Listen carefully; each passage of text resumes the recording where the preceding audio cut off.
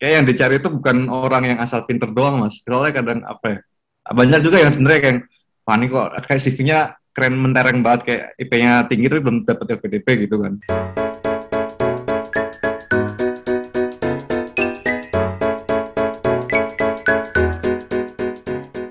Ya, selamat sore sahabat literasi. Kembali kita bertemu untuk mendiskusikan, untuk mendengar berbagai pengalaman penting dari teman-teman yang sedang dan telah menyelesaikan studi S2, spesialis maupun doktoral di berbagai kampus di dunia, baik dalam maupun luar negeri.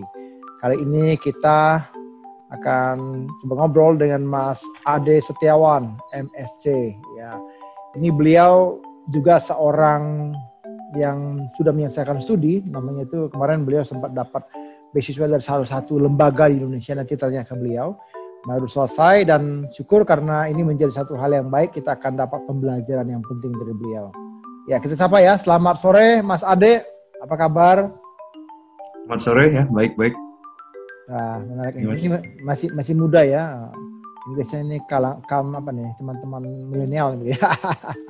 Iya, Mas. Bermilenial bener. Betul. Mas Ade boleh tahu dong, boleh cerita dong. Kemarin Mas Ade ini studi di mana, di kampus apa, mungkin di negara mana? Kemarin itu saya S2 di TU Delft, itu di kampusnya di Belanda. Jurusannya Computer Engineering. Oh, Computer Engineering ya. Itu sekarang ini Anda masih di Belanda atau dia di Indonesia nih? Saya di Indonesia, jadi kayak remote working mas, company-nya sana tapi saya kerja dari sini. Oh, I see. Jadi sekarang ini setelah kemarin studi dapat pekerjaan di Belanda ya? Pekerjaan Belanda tapi untungnya dibolehkan sempat internship di sana, habis itu dibolehin kerja dari Indo aja. Oh iya. Udah pulang ke Indo. Keren ya, menarik ya. Ini pastinya bisa bekerja di Belanda, bekerja di luar negeri juga kan tentu karena sekolah ya mas ya? Iya, sekolah membuka kesempatan itu juga. Oke, nah kemarin kenapa sih mas pilih kampusnya di Delft dan juga engineering komputer? Jadi pertama mungkin alasan pribadi dulu ya. Saya tuh sebelum milih mau memutuskan buat master, saya udah kerja dulu 3 tahun. Nah 3 tahun, habis 3 tahun itu saya baru ngerasa kayak pengalaman saya mungkin di kerja tuh udah agak stagnan, jadi kayak mungkin kalau saya melakukan master, jadi kayak saya kuliah master dapat ilmu baru lagi, bisa mengembangkan karir saya ke depannya juga kayak gitu. Terus juga itu kalau pribadi saya, tapi kalau buat urusan kenapa spesifik ke TU Delft itu, pertama sih kalau mau milih kampus saya kecenderungannya saya pengen yang Eropa, tapi nggak mau UK, pengen yang 2 tahun. Jadi kalau 2 tahun kan biasanya banyak kan kalau orang teknik tuh antara Jerman, ya biasanya Jerman, kalau Jerman Belanda. Cuman Belanda tuh enaknya nggak harus bahasa Jerman, nggak harus belajar bahasa lokal, bahasa Inggris saya cukup. Terus juga reputasinya juga bagus kalau misalnya dia salah satu kampus yang paling terkenal di Belanda buat ukuran engineering. Jadi kalau misalnya kamu kuliah di mana, di TU Delft juga udah punya nama. Terus juga saya S2-nya S1-nya saya dulu di ITB. Kebetulan juga alumni dari ITB yang ke TU Delft itu banyak. Jadi kayak itu juga mempermudah keputusan kenapa saya pengen ambil di TU Delft aja.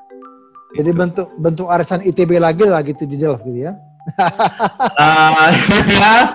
Saya nggak langsung ya ikut alumninya juga, misalnya kalau kembali ke Indo juga nyari alumni TU Delft banyak gitu juga. Gitu ya? Ya. Jadi kalau kita bisa bilang ketika Mas Ade ini studi ke sana ke Delft, berarti sebenarnya ada juga motivasi ekstrinsik juga dari teman-teman yang sudah pernah sama-sama sekolah sini, kakak-kakak kelas begitu ya? Ya, ada pengaruh juga dari itu. Kebetulan juga pas ketika saya kuliah di sana juga ada temen yang satu fakultas dulu ITB, terus ketemu di sana lagi, bukan satu jurusan tapi satu fakultas lagi pas di TU Delft juga. Oh gitu. Jadi kalau bisa dikatakan karena ada teman-teman maka itu juga menjadi satu pendorong ya. Tapi sebenarnya alasan argumentasi yang paling dasar kenapa pilih TU Delft? Apa karena memang namanya doang atau bagaimana? Dan kenapa nggak pilih Jerman begitu? Pertama Jerman tuh yang jelas harus belajar bahasa Jerman. Oke. Terus saya terus kenapa nggak UK? UK itu setahun doang. Kalau misalnya saya kuliah kalau setahun aja tuh kayak apa sih namanya? Kayak numpang lewat doang. Ya gitu. Terus kayak apa namanya? Terus juga apa ya? Kalau misalnya kalau dulu kan kita ngelihat saya mau kuliah. Nah, apa sih kalau TU Delft ini dia apa namanya? Rata-rata kampus di Eropa tuh kualitasnya biasanya nggak jauh beda. Terus kayak cuman ngelihatnya kayak saya kebetulan juga saya punya apa namanya? Ngelihat nyari-nyari dosen juga, terus temunya juga yang dosen yang saya cari pasnya yang ngomong papernya itu pas ada di TU Delft ini. Terus juga apa ya, apalagi misalnya. Tapi yang jelas kalau misalnya apa ya, kalau misalnya orang-orang kalau mau memutuskan kampus mana, jangan pernah, saya bilang jangan cuma ngelihat ranking doang. Soalnya ranking itu kan sebenarnya kayak menipu gitu loh mas, kayak misalnya saya udah ranking misalnya apa sih namanya 10 besar dunia gitu. Ya bukan berarti apa namanya emang bagus, cuman jangan mendewakan itu menurut saya. Jangan mendewakan ya, artinya bisa aja itu kemudian berubah ya, karena kan juga sangat ini ya dinamis ya pergerakan itu ya, peringkat itu ya. Iya, peringkat ya sama juga kayak apa namanya, kayak misalnya kalau saya ngelihatnya kampus di Belanda, Jerman gitu, sebenarnya kampus-kampus yang misalnya nggak banyak orang Indonesianya gitu, sebenarnya tuh kampusnya juga bagus itu, nggak levelnya nggak jauh juga, cuman kebetulan biasanya rankingnya naik kan gara-gara banyak orang internasionalnya, banyak exposure-nya itu. Tapi kalau misalnya mau belajar itu sebenarnya yang penting utama sih niatnya itu, niat nyari apa namanya apa sih ya kualitas fakultasnya lah, tapi jangan mendewakan ranking itu. Oke, menarik ya. Nah, saya kabarnya nih, saya dapat kabar ini Mas Ade itu studi dapat ini ya, beasiswa gitu ya. Iya. Saya tahu Mas dari mana Mas? Ya, saya dulu dapat beasiswa dari LPDP. LPDP lembaga pengelola dana pendidikan ya? Iya, 2016. 16 begitu ya. Ya. Oke, nah di LPDP ini bagaimana? Apa yang Mas Ade lakukan hingga kemudian bisa berhasil loh nih? Karena ternyata banyak teman-teman saya juga itu mencoba ada sampai 3 kali itu nggak berhasil loh. Nggak, ya dia bilang itulah bukan rezeki Bunda Soleha gitu. Jadi kalau misalnya apa ya? Kalau di LPDP sih menurut saya yang saya rasain tuh kayak yang dicari itu bukan orang yang asal pinter doang mas. Soalnya kadang apa ya? Banyak juga yang sebenarnya kayak wah ini kok kayak CV-nya keren mentereng banget kayak IP-nya tinggi tapi belum dapat LPDP gitu kan. Cuman saya ngerasa tuh gimana apa ya? Penting kan wawancaranya sama apa ya? Menjelaskan motivasinya kenapa saya mau kuliah, kenapa saya misalnya kalau di LPDP juga disuruh nulis ini kan motivation letter, terus kayak mau kontribusi ke Indonesia seperti apa. Justru yang kuatnya tuh di situ. Jadi kayak misalnya kalau saya mungkin banyak orang yang gagal masuk ke LPDP mungkin karena emang hidupnya fokus misalnya karir aja gitu kayak kalau saya mau pengen kerja gaji tinggi gitu. Tapi misalnya tidak ada masih kegiatan sosial di luarnya.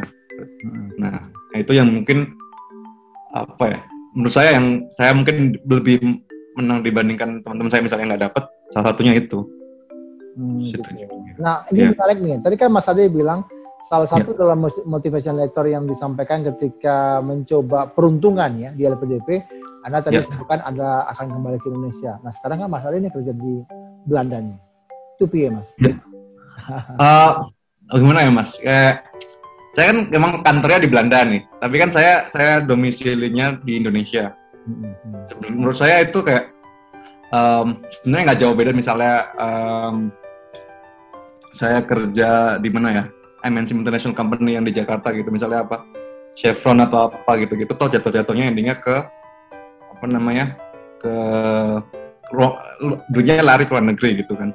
Cuman kalau saya sih utamanya kenapa saya milih tetap di situ soalnya yang yang pertama sih bidang apa sih proyek yang dia kerjakan tuh mayoritas berkaitan dengan health, dengan kesehatan, industri kesehatan lah. Misalnya kita banyak bikin app sama LUMC tuh kayak Leiden University Medical ya. LUMC tuh kayak universitas gede di Leiden, atau misalnya ke Erasmus MC kalau tahu di Rotterdam, atau dengan Amsterdam MC. Nah itu juga jadi kayak yang penting kalau misalnya cuman asal kerja buat perusahaan Indonesia pun saya bukan selalu menjadi yang lebih baik. Misalnya contohnya kalau misalnya saya nggak saya bukan fans orang-orang yang kerja di misalnya di bidang pertambangan atau misalnya minyak, itu serah mereka, saya nggak menjudge itu. Tapi misalnya yang sebenarnya kayak bidangnya itu walaupun dia di Indonesia sebenarnya dia banyak yang misalnya jatuhnya malah merusak alam atau apa gitu. Tapi misalnya yang penting kan kontribusi kita ke ke Indonesia. Misalnya ke Indonesia saya misalnya bayar pajak, terus kayak saya juga sama company ini sebenarnya kita ada rencana juga buat mengembangkan kantor cabang di Indo.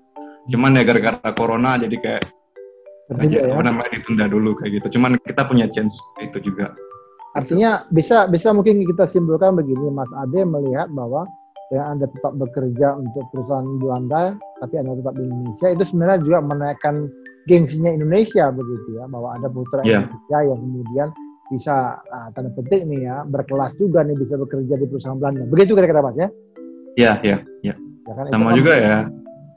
Sama kita ya, dan itu juga kita kalau misalnya kerja sama orang Indonesia di sini juga kayak misalnya kultur saya kita bisa jelasin kayak misalnya ke teman saya kalau kultur di Belanda tuh kayak gimana sih kalau kerja misalnya lebih profesional gitu.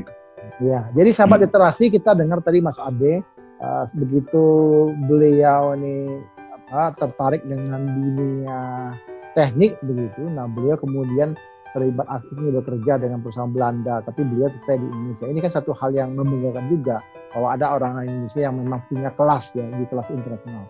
Wah, mantap nih Mas Ade ini. Nah, kalau boleh tahu Mas Ade kan kuliah 2016 ya, intake 2016 berarti? Iya, 2016. Berarti Anda selesai 2018? Iya, 2018. Benar. Dan jadi bekerja itu kapan? Jadi kayak saya magang gitu ya? Iya, saya lulus kan 2018. Iya. Terus saya itu magang di tempat itu selama berarti setahun. Saya izin LPDP buat magang di situ, dibolehin, jadi kayak setahun. Habis setahun saya pulang ke Indonesia.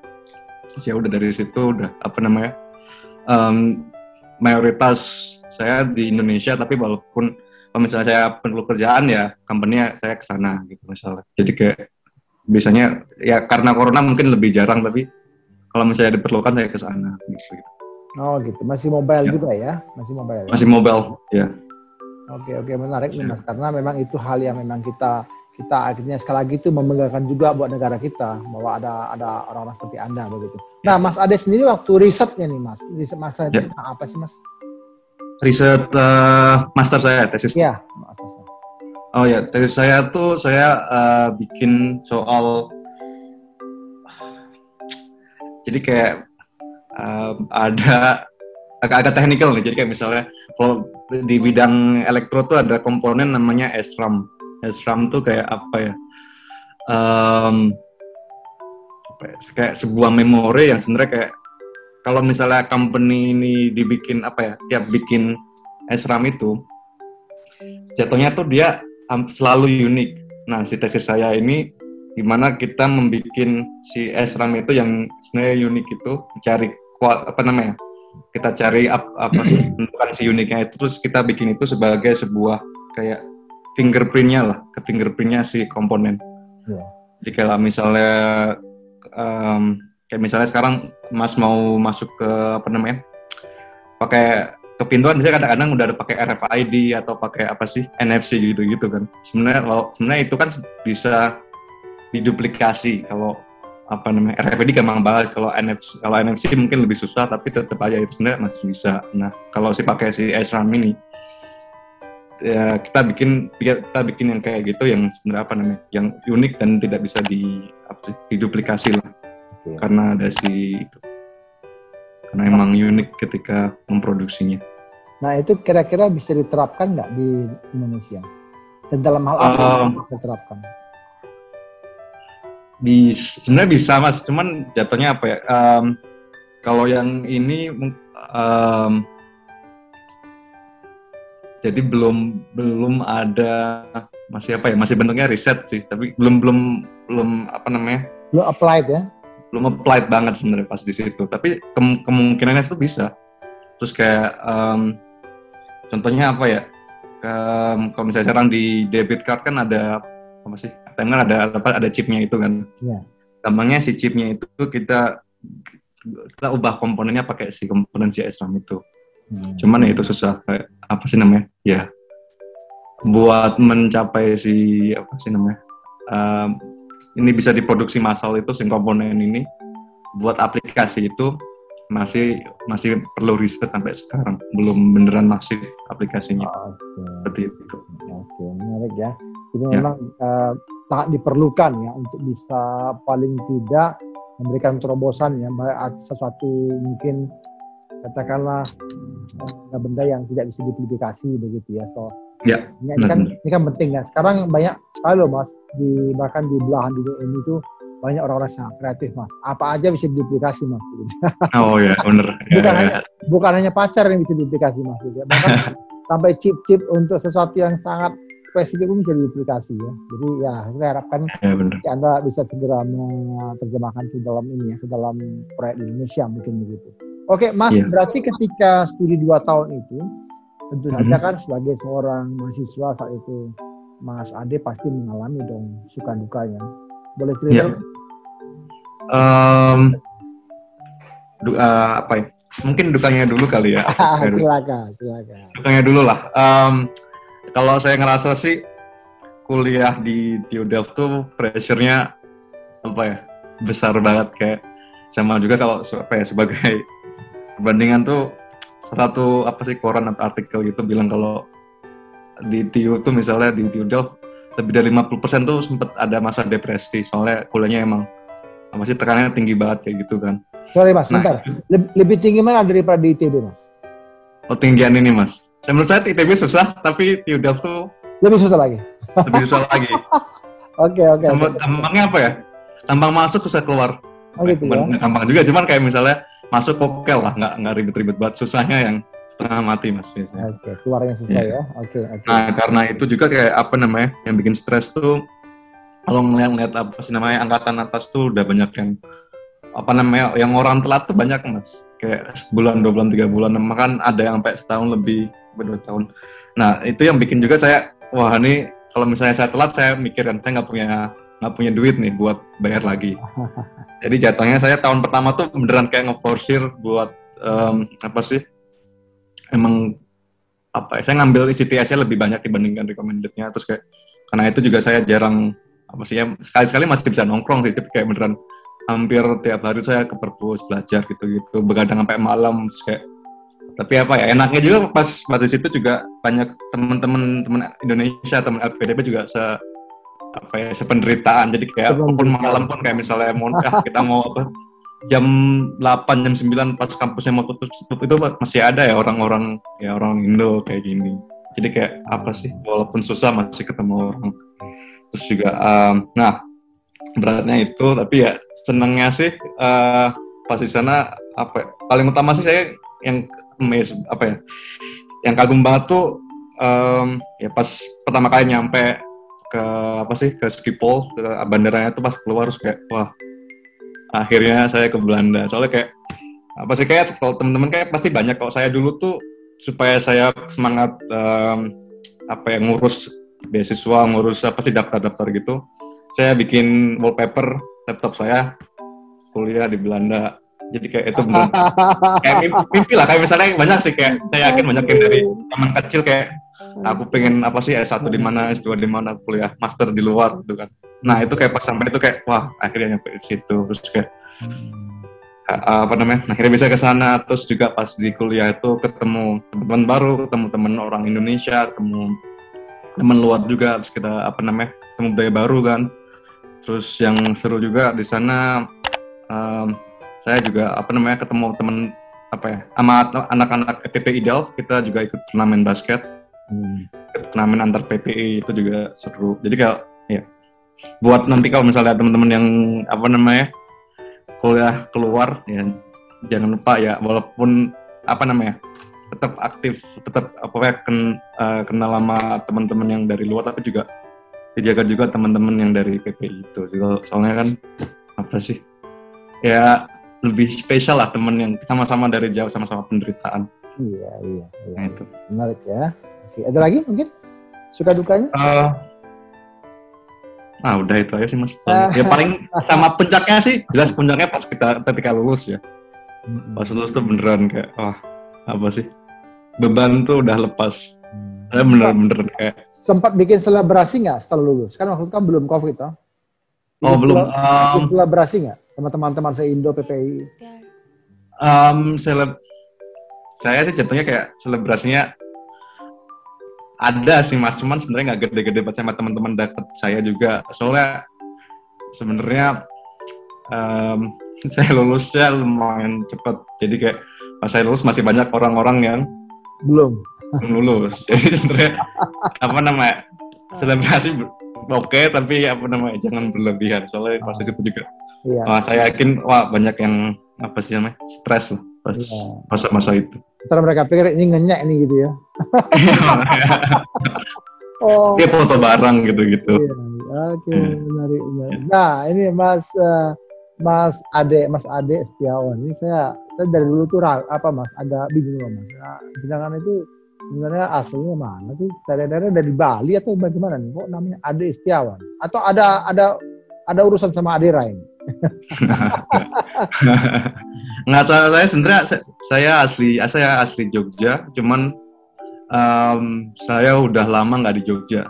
Jadi kayak semula dari SMA, saya SMA di asrama udah nggak di Jogja, terus pas kuliah saya di Bandung, pas habis itu saya kerja di Bali, terus habis dari Bali, jadi kayak Bali itu udah 3 tahun sebelum 3 tahun sebelum saya kuliah ke Belanda, saya di Bali, terus habis kuliah juga baliknya saya tinggalnya juga di Bali lagi. SMA di mana Mas?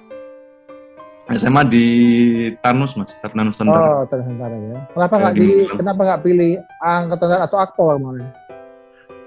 Saya hampir, tapi pas saya kelas 2 saya nyadari kalau saya nggak cocok sama kulturnya militer.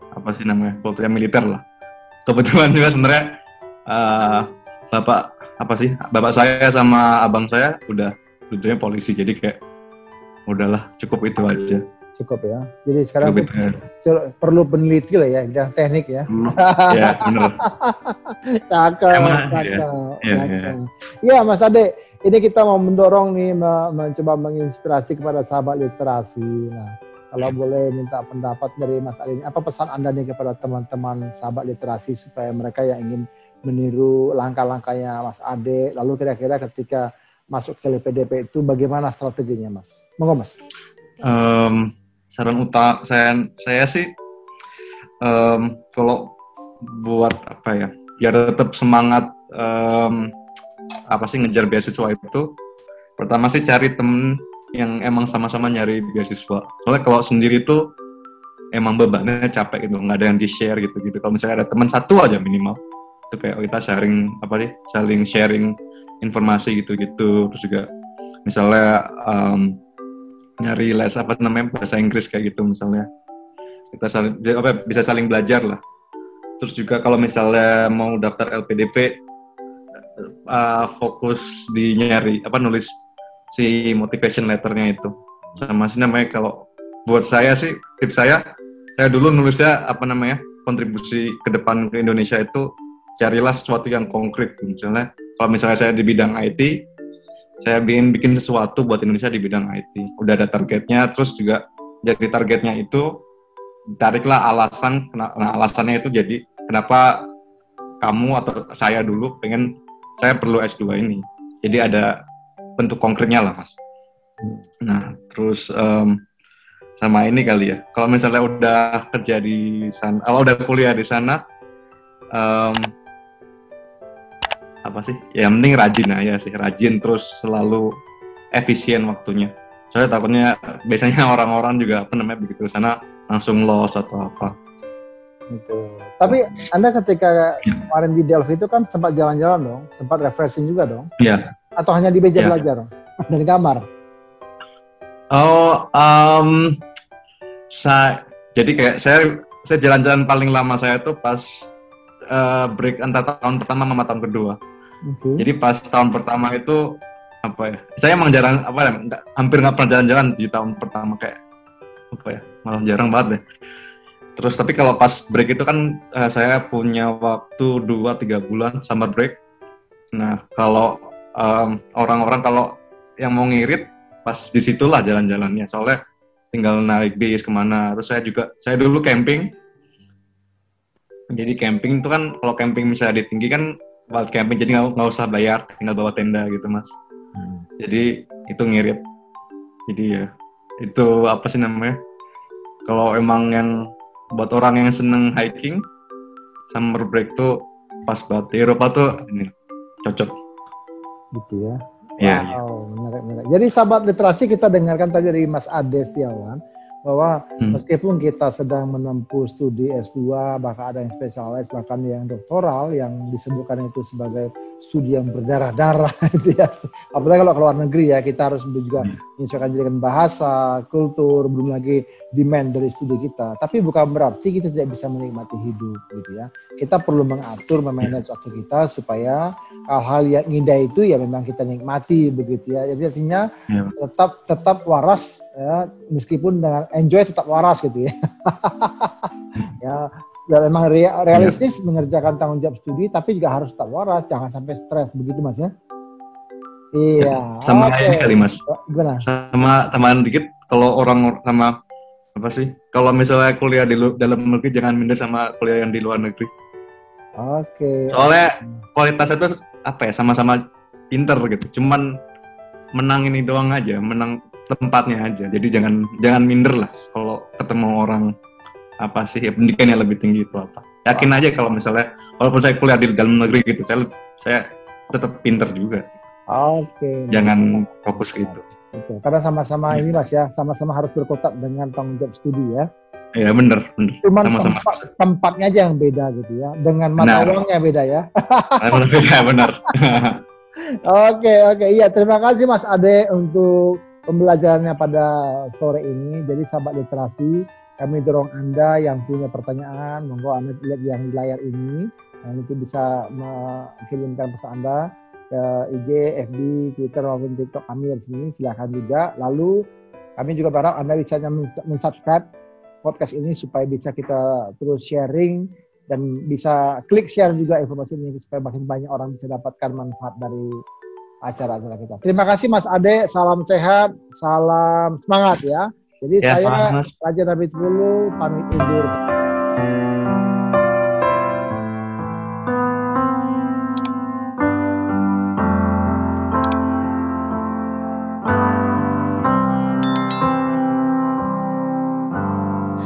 Another summer day is come gone away. In Paris or Rome, I wanna go home.